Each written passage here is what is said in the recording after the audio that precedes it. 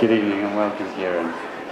Thank you, Joe. How's your time been so far at the TESOL convention? Fantastic. Yeah? Excellent conference, very good venue, been to lots of interesting sessions, so excellent so far, thank you. Good. And you just had your own talk as well, Film in Action, Yes. which was doing some project work. Yeah, it's... So for someone who wasn't at your talk, what could you tell some of our TESOL members about your talk? Well, it was about using filmmaking in language teaching, basically, and getting students to create their own films. And it started looking at very simple projects, 1-second films, 6-second films, then moving on to how-to videos where students show how to make something, and they can do these on their own at home. And then we went to looking at longer-term projects. Very much the idea is to get students, what students are doing outside the classroom, their digital lives outside the classroom, creating videos, creating films, bringing that into the language classroom. And the idea behind that is that with filmmaking, the students are developing lots of the skills which they need in the 21st century workplace. Skills like collaboration, negotiation, problem solving. They're doing all of these skills, but they're developing all these skills and they're developing them in English, so it's an appropriate task for the language classroom. Okay, but some teachers might feel that it's a little bit demanding for a teacher to have to do all that work. Would you feel it's the case? Yes, well, what I feel is that the technology should be left to the students, that the role of the teacher is very much to facilitate, but the teacher should supply linguistic support, not technical support. The technology to the students, they'll know more than the teacher. So the role of the teacher is a bit different in the sense that the teacher has to facilitate, but the teacher supplying linguistic support means helping the students, for example, when they're writing their scripts, to make sure the scripts are understandable, not necessarily perfect, making some mistakes, making some corrections to the mistakes, but not all of them.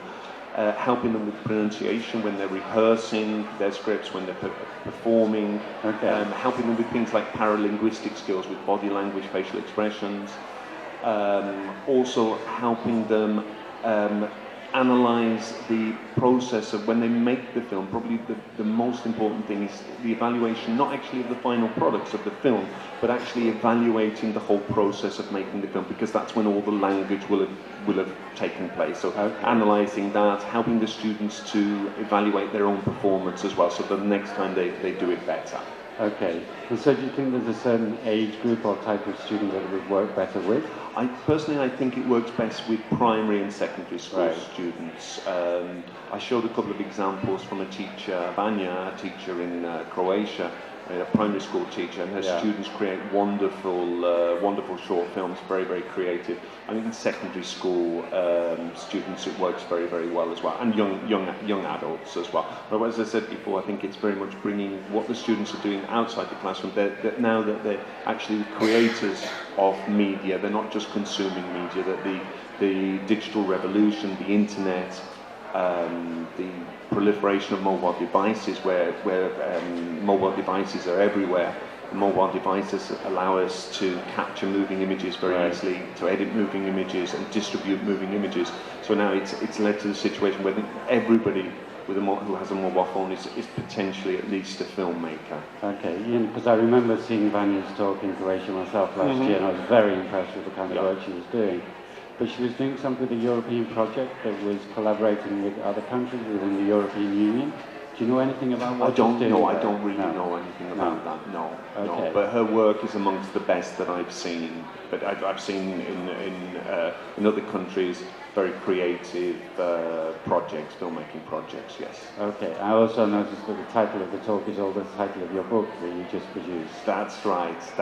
And your book does only those kind of video filmmaking, or does it do lots of other well, things? it's Film in Action. It's part of the Delta Teacher Development Series, and the Delta books always have the same format. Part A is the theory, so there's a theoretical overview of why we should use film in education in general and film in language teaching in particular.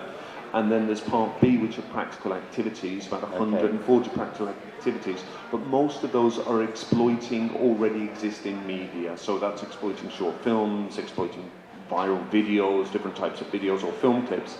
And about 20 or 30 of the activities are actually students creating their own media. But in this book, most of it is on giving generic ideas to the teacher, which save them a lot of time, how they can exploit already existing films, short films and video.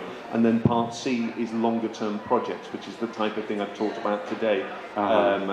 Film circles where students make films about, first of all, their school, then going out to their family. They make a film maybe perhaps about the history of their family, or interview somebody in their family and have the subtitles in English. And then My Community, where they're interviewing somebody in their community who's in some way successful. So those were what we call film chronicles. So it's divided that way. I'm actually writing now a book exclusively on filmmaking. So that's a new project. Oh, great. Okay. Well, good luck with the new project, and thank you for the interview. Enjoy the rest of the conference. Thank you, Jared. Thank you. All right.